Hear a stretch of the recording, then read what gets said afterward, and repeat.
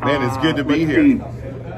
Just kind of give you a little snapshot of where we are within the program. We're in the theory of the close. So we've been talking a lot about closing, reasons why closers fail, and that's kind of where our head, that's top of mind with us right now. But so you could, if you would, just keep that kind of topic in mind. But we're going to open it up. If you don't have anything to open with, or if you do, you're welcome to start. Otherwise, we got some questions for you that you know, we're kind of freelance. So hit me with the questions, brother. I love a good sales meeting where it's just questions, because it shows me where you guys are at. I love it. Okay, perfect. All right, Bob, you got? Can you start us off with getting this rolling here? Yeah, Dave, this doesn't happen for us necessarily, but have you ever had to sell a product that you didn't believe in? Let's see. You know what? I've never had to sell a product I didn't believe in because I didn't end up working for the company. Like there was some interviews that I went on where it was, you know, I want to sell a phone service, or I want to, you know, there were some MLM meetings that I went to. I'm not talking bad about MLMs. Like MLMs are awesome, especially there's some today that people are doing really, really well. They have great products and great services and they're great companies. But when, you know, this is 10, 15, 20 years ago when I was going to these MLM meetings, and I got there and they just talked about the pay compensation, the pay plan, the pay plan, the pay plan. And I'm like, yeah, but would I actually use the product? And I wouldn't use the product, so it really wouldn't matter to me how good the product or the pay plan was, because if I didn't feel good about selling it, if I wouldn't buy it, I wouldn't be able to close the deal. All right, good. I just thought I'd ask again. We don't have to worry about that, but I didn't know if you've ever had to coach anyone through it either. I mean, not really. Everybody, I mean, usually the people that I'm working with, you know, I ask them right off the bat. I mean, if you're selling Maytag washer and dryers and you don't have a Maytag, like that might be a problem. If you're selling Fords at a Ford dealership, but you drive a BMW, that might be a problem. You know. We're pretty heavily purpose driven, yeah, and we're obviously monetary driven as well, but really rely heavily on our purpose and gaining common ground. And let me say one thing to that, and you know, I struggle with this all the time and I work on this all the time. What that really is a question of ethics. That really is a question of ethics. Are your personal ethics in? Am I doing the right thing? Like, you know, you hear some salespeople say that I could sell ice to an Eskimo. Like, why would you ever do that? He can just walk outside and get his own ice. What you need to get him is some blankets. You need to get him a heater. You need to get him things that he could use. You know, having your ethics in is very important for a salesperson, because when your ethics are in, when you're doing the right things at home and you're doing the right things at work, when people come in, you have the right to tell them to do the right things when you're doing the right things. And I'm telling myself to do the right things every day, and I have to. Yeah, we're taking GC's definition of closing and taking it as an approach of service, and that it's our duty to ask for the close. It's our responsibility to get the number with a customer, because until that exchange happens, you're really not doing anything. And so you're almost doing harm. You're almost doing harm if you don't close them, because we just kind of did the other day. Because if you don't close them, they have to start their process all over again. So now they've wasted time with us. And yeah, absolutely correct. Not only do they have to, excuse me, not only do they have to start the process over again, they have to do it at a different company, which is not as good as your company, a different salesperson, which is not as good as you. They're not going to provide the same service. They're not going to take care of them. So it is absolutely a disservice to not close someone. The close is not for you. The close is for them. So don't waste any more time, and they can go home and enjoy. You know, you sell enjoyable products. You sell products that people actually like. people want to use. It's not like it's training. Yeah, I had a guy again the other day on Wednesday. He goes, "Hey, how fun is it to work here?" I go, "I can't explain to you how fun it is." Because I come from a furniture background. I go, "Furniture?" I said, "This place, we sell fun to everybody." He goes, "God, that must be a good job." I go, "Absolutely." Yeah, it's pretty awesome. I have to tell. Okay, cool. You don't have to send reports on people using your pool tables. We got to send accountability reports for training. So. Yeah. All right. Appreciate that question, Bob. Okay, so let's go next to the Woodlands. Steve, you got something for Dave? Yeah, Dave, I struggled all week with what's the question I'm going to ask Dave, and I decided, you know what? I'm going to put this time to good use. Dave, will you role play objections in the close with me? Yeah, absolutely. What's the objection that you're getting right now that you're having trouble with? I don't know. I was going to kind of let you just hit me blind with one. But, you do get the expense one comes up earlier than the close usually. So I don't know. I'm trying to think about it. All right. I got a couple. You said expense. Let's do a scenario here. All right. So, all right. So just we're in the close. Go for the close. So just let me set it up. Right, when we're going for the close, that means he's done a great greeting on the put the buyer at ease. He's done his fact finding. He found out my wants and my needs. He did the demo. He demonstrated the features, advantages, and benefits. He did a trial close, and now he's going to ask me, Dave, have you seen enough to make a decision, or when do you want it delivered? That's exactly what I was going to say. So, Dave, have I given you enough information for you to be able to make a decision today? Oh yeah, I love it. It's fantastic. It's just too much money. Well, I appreciate that, Dave, and I agree it's a lot of money. But when you think about how it's feeding the problems that you brought to me of your family not spending time together, what's that worth to see that problem go away? I mean, it's worth a lot. It's just, what can you do for me on the price? It's pretty expensive. Well, I can assure you that we're putting together the best deal for you. It's going to be able to meet your needs and meet your financial needs. I want you to think about this too, Dave. Of all the things in your house that you might spend a comparable amount of money on, which of those other things are you still going to have and be enjoying 20 years from now? Nothing. So in reality, it may seem expensive now, but it really isn't over the time you're going to own that table. So let's do this. Let's get this done. Let's get this problem solved. When can I schedule delivery? Man, the price is just a little too high. I hear you, Dad. You're pushing me hard. You know what? Perhaps we need to consider that other table that was in the same finish that kind of hit you the same way and see if we can't get the numbers to be more to your liking that way. Okay, yeah, let's do that. All right, I'm going to put these numbers together for that. I'm also going to put together the numbers for that table that we kind of got a little scared of that also featured the same options you liked on the other table, just so you can kind of put things in perspective. So here, let me crank these two numbers out for you, the table below and the table above, and let's look at it all together. Okay, good. All right, so that's a pass, man. So my idea was I was going to give the objection 3 times. I was going to give you the same objection 3 times to see if you could handle it 3 different ways, and you did. And then on the third one, you really took it to the next level with the alternative. Get me something that's more expensive. Because if I'm looking at a $7,000 table and you show me the $25,000 table, all of a sudden that $7,000 table is no money. Not one time did you say, well, let me see if I can get you a discount. I can get it 10% off. Let me call Ryan and see, what our best offer would be. You just stayed in the deal. You hung in the deal. If there was one thing to work on, it would be your agreement was good, and then the transition back into the close was good. Maybe just a little work on the acknowledgement and making me know that you understand that the price is too high. That's it. But other than that, you had 3 different closes. You stayed in the close. You never went back into selling. Like, great job. I would just clean up the acknowledgement a little bit, and that would sound like this.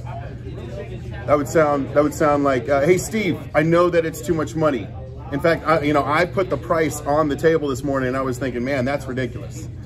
Okay, and I thought, I knew before you got here, you probably already knew the price and that it was too much money, and you still got here, and I appreciate that. And then go into the transition. Gotcha, I like it. Because it makes the buyer feel like, man, like you're acknowledging me. You're not just brushing me to the side and going for the sale or the close. You're actually understanding, yeah, it is expensive, and yeah, it's still the right table, and yeah, there's everything else in your house you paid too much money for too, which is good. I like that one. All right, nice. That's perfect. All right, appreciate that, Steve. Let's go next to Patrick Hamtree. Patrick, you there? Yes, yes, sir. Okay, Good morning, Patrick, Bob. you got something for Dave? Yeah, good morning, Dave. Good morning. How are you, my friend? Man, I'm doing great, man. What's happening?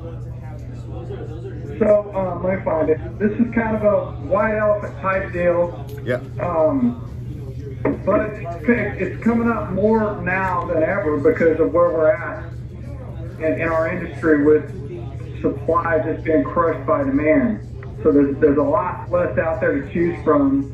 And so how do you close someone when you don't have what they can get and want elsewhere, product-wise, style-wise, finish-wise, and price is not the issue? Hey, go ahead. Meaning that price is not the issue, but they have found something else somewhere else that they can get that they've fallen in love with and come to you to see if you have the same thing, and you don't, and you can't get what they have, what they desire. Okay. I would ask him, why haven't you purchased it yet? Good question. Thank you. I only ask good questions. Wanted to see. Well, it is a good question, but I wanted to see if there were other options out there the same at a lower price. Yeah, I understand. And so if you've got exactly what you want, why didn't you purchase it? Because there's something that they don't that isn't right for them. There's something that wasn't solved. There's something about the product. There's something about the service. There's something about where they're picking it up. There's something about when they're dropping it off. There's something there that's not perfect, that didn't solve their problem. Because if it solved their problem and the salespeople did a great job, they're not going to go see you at a second place. They're purchasing it. Does that make sense? Like, why are the keys? There's a fear. If you lose your keys, how many of you have ever lost your keys? Why are the keys, why do you always find the keys in the very last place that you looked? Because if you kept looking, you'd be nuts. Of course it's going to be in the last place that you looked, because if you kept looking, then you're psychotic and neurotic, right? So it can only be in the last place you looked. But you found what you wanted, so you stopped looking. Same thing with your clients. If they found what they really wanted, they would stop looking and they'd purchase. So I would ask a hard question. Why didn't you purchase? What wasn't right about it? What didn't you like? What problem did it not solve? Because I'm the guy that's going to solve that problem. So when they tell you it's because that's the first place I went to and I'm giving you a chance, that's not sincere.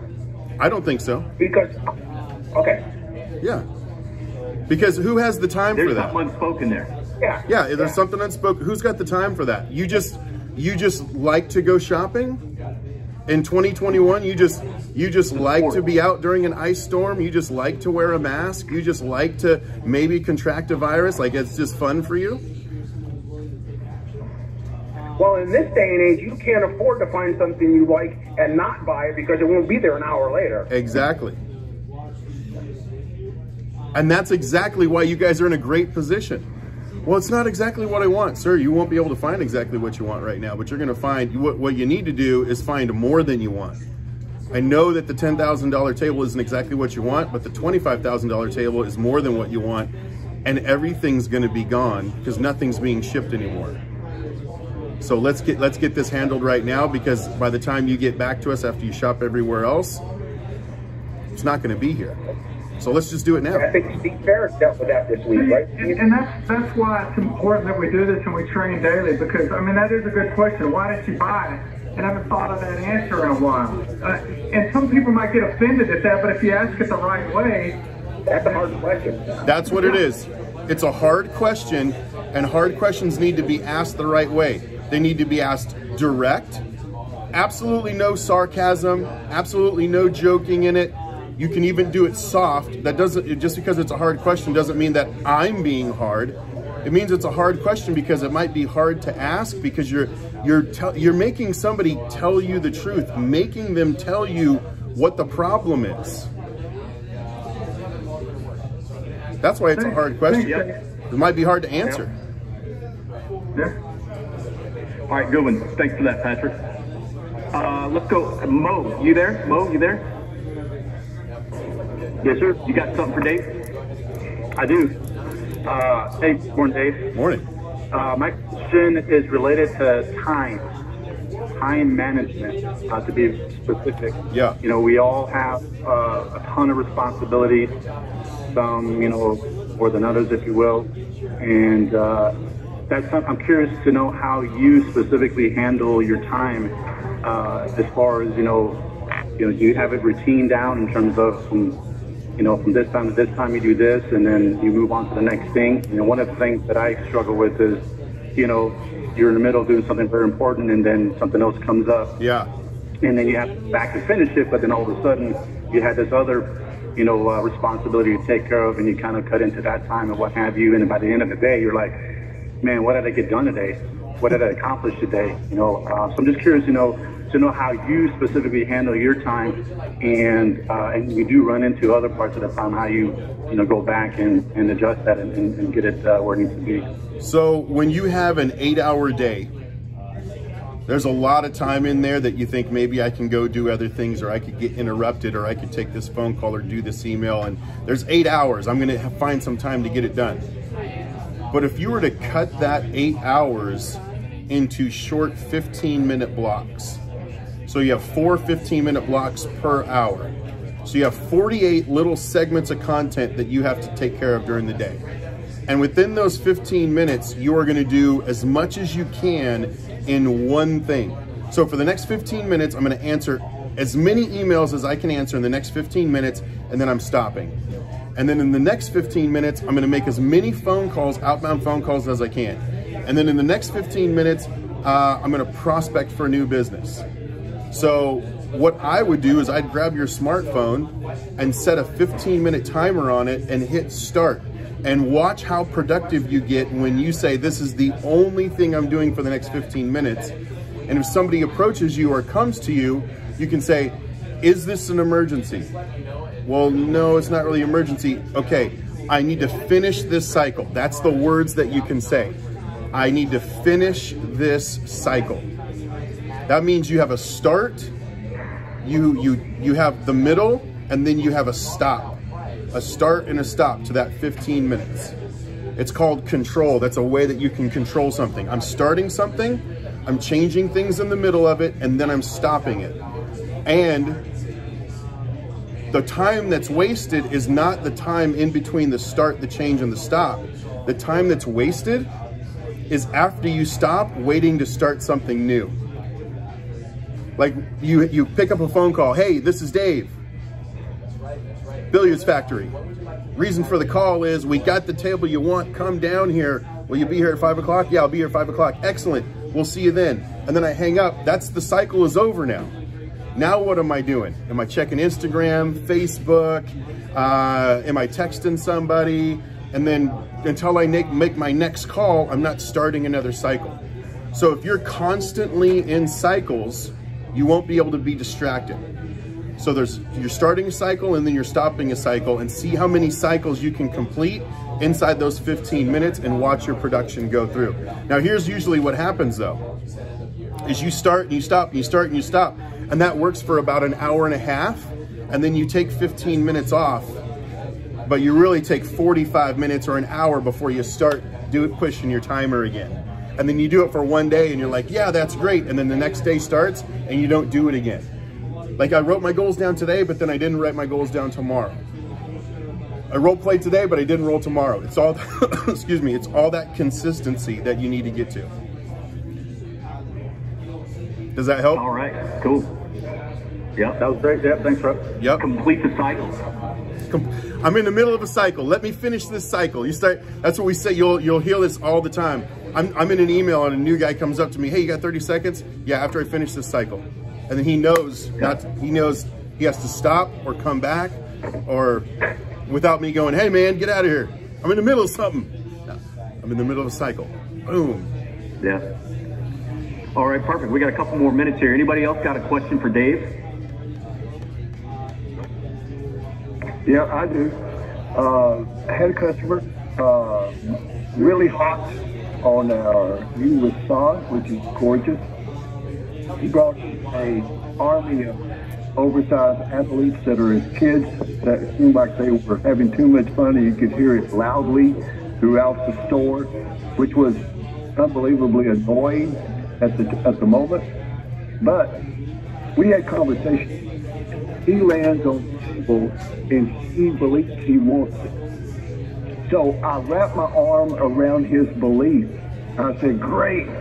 So you're the decision maker in this, right? He goes, I have 2 other partners. Great. How much influence do you have on those partners? I have somewhat. I said, great.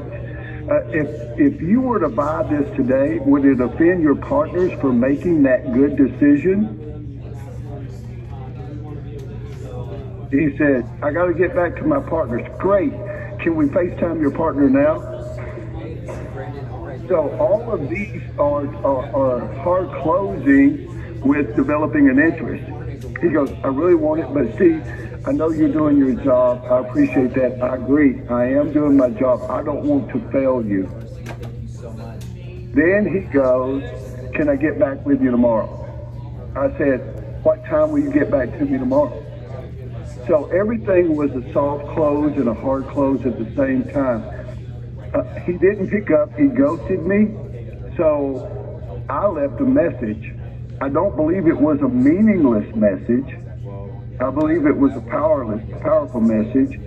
It was gripping what was going on in another city around the same table. So I created immediate urgency. I didn't hear from him at all until yesterday. So I called him after hours. I said, Gary, what's stopping you from doing this today? He goes, you put the conversion top on there. It wasn't everything I wanted. I said, great, I'll remove that. Can you send me a quote in the morning, which I did. He acknowledged by a missed phone call while y'all were talking to me prior, I'm expecting to close. What else can I do? So what you can do is you can go into the follow-up tool inside the program under sales. So it sounds like maybe you're on day 5 of follow-up. Click on day 5 and Grant is going to tell you exactly what to do today. And then he's going to tell you what to do on day 6 and then day 10 and then day 12. You got to understand that we were just going over this today, and the greatest sales secret of all time is follow-up. The word follow-up means to see all the way through to completion. To see all the way through until completion. Okay? So what I would have done is when he said I wouldn't have asked if he was the decision maker. I would have asked who else needs to see the table and get the pricing for a decision to be made. I want to invite those other decision makers in, because then I can say, what are their names? Well, Ralph and Bob. Okay, good. What's Ralph's number? What's Bob's number? What's your number? Because Gary's telling you that there's other decision makers. I need to find out who the entire group is. I need to find out who's the decision makers. Like Ryan is the decision maker. Ryan is the decision maker, but he's still going to run things by the CFO. He's still going to say, Joe, I need you to run the program.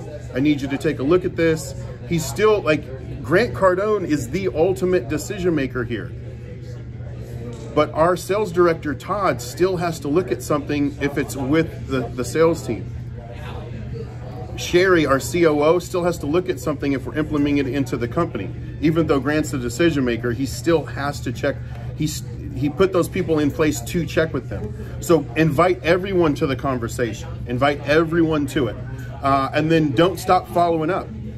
Use the follow-up tool. It's there for this reason. When you don't close on the first time, second time, third time, use the follow-up tool. You have something for an entire year to follow up with. Just click on it each day, send that to him. You touched him today. Maybe you do it twice, but spend most of your time prospecting, building up that pipeline, because the only reason you would be feeling any way like rejection towards this or worried about this is if you had an empty pipeline. That's the only reason that anyone would feel like, oh man, what do I do? It's because you don't have 10 guys that need to check with somebody else, that are ghosting you, that aren't calling you back, that's saying, I need you to change things. You don't need one guy doing that. You need 10 guys doing that, because when you have 10 guys doing that, one of them's gonna drop through. Get a full pipeline. Does that help? Yeah, that helps out a whole lot. Thank you so much. You got it, brother. Hey, this is Ryan. Hey, sir. This is Ryan. I want to bring up one quick thing while you're on the call before we go. So, share. We have some newer employees that I hope are on the call right now. But share with them. You've been with the company a long time. When I met you and went to your office, you still did the training. You still did the daily huddle.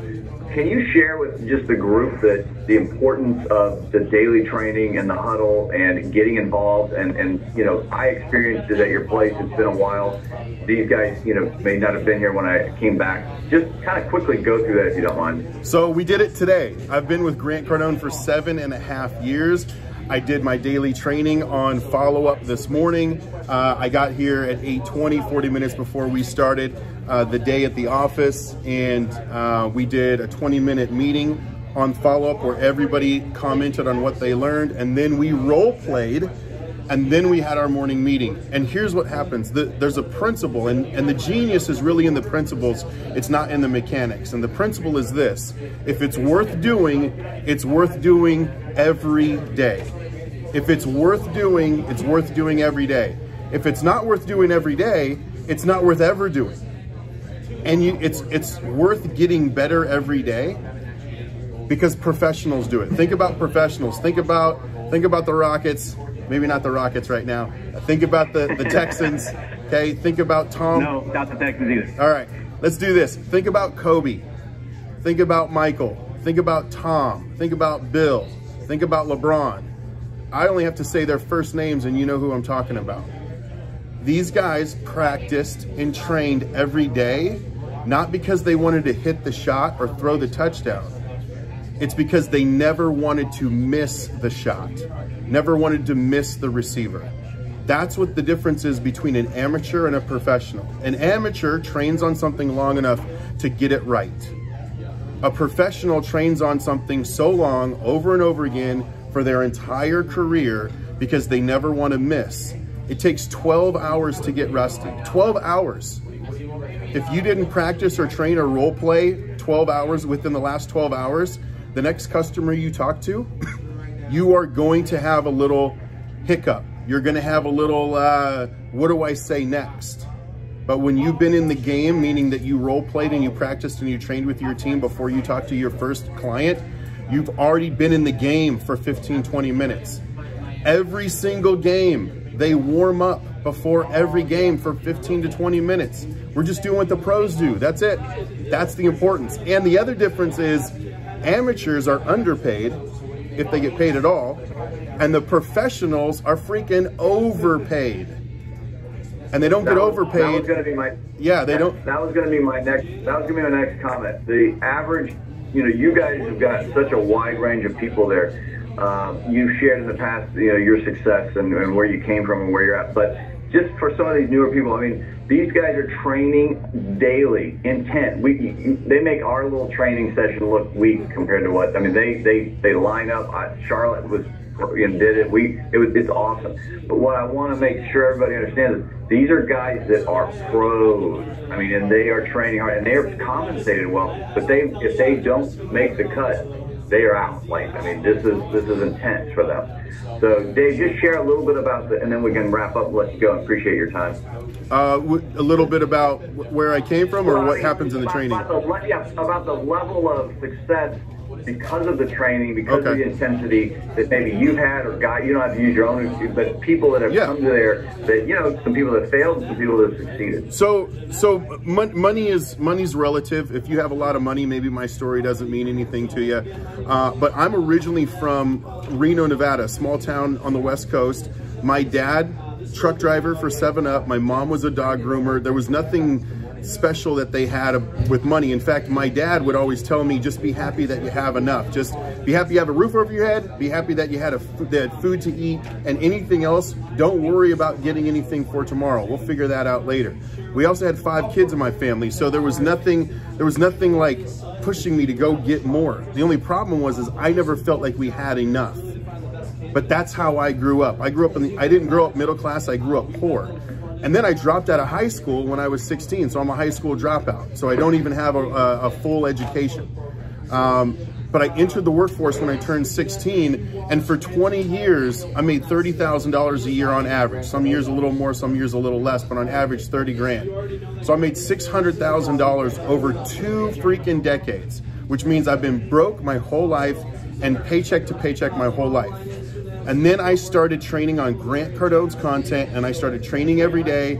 I would train in the morning, I would train at lunch, and I would train at night, and I would be role-playing every day for at least 15 minutes, just like I did today, 7.5 years later. What happened was, after 12 months of this, it took me 12 months to change my thinking about money, change my thinking about closing, start to get the techniques and strategies.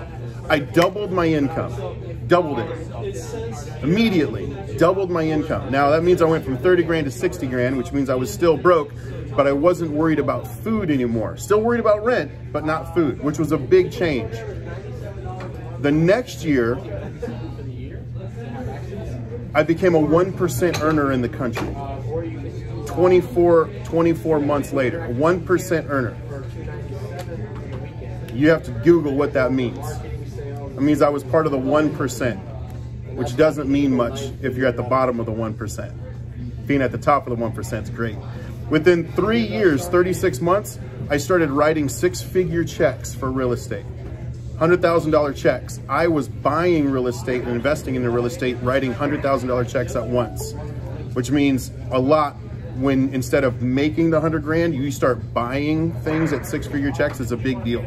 That's after 3 years. Now, I've been trading on this for 7.5 years. I'm at a point now where my money makes money because I learned how to do that because of the content inside Cardone University. I learned how to earn money, I learned how to keep money, and I learned how to multiply money. All with the content that is in here. And I was never gonna get that from my dad, from my teachers, from the people I hung out with when I was a kid. I was never gonna do that because none of them did that. But you actually have an opportunity right now working with Ryan, who is a leader, who's investing into everyone so that they can do the same thing that I did. I'm not sure what that call is. And there's nothing special about me. Small town, 5 kids, grew up poor, high school dropout, to where I am today. And I'm not bragging, I'm just telling you the program works. If it works for me, it can work for you, but you have to be committed. Not committed to sales, not even committed to making money. You need to be committed to greatness. You need to be committed, I am going to be great, which means you need different information, you need to be around different people and to get the different results. It's awesome, Dave. I appreciate it. I know we're up against time and you've got other places to go, but I love that story, and I think that, you know, anybody that is not taking full advantage of the program at this very minute is just leaving money on the table for themselves. They're costing themselves money for the future, your family, whoever you're providing for.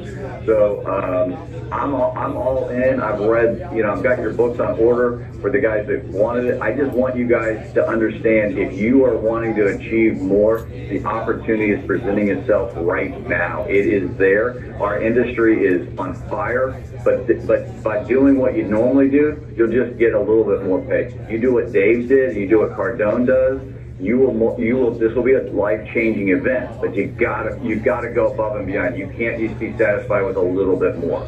So I'm challenging and I'm pushing everybody to go just all in, harder than you've ever thought, because now is the time to do it. Awesome. So. Thanks, guys. All right. All right, thanks, Dave. Appreciate the time. See you next month. We'll wrap this deal. All right, we'll see you, bud. Thank you kindly. All right. So Here I'll it roll is. us out with our purpose. Let's We're go. enabling all friends and family Thanks to for joining share us. high school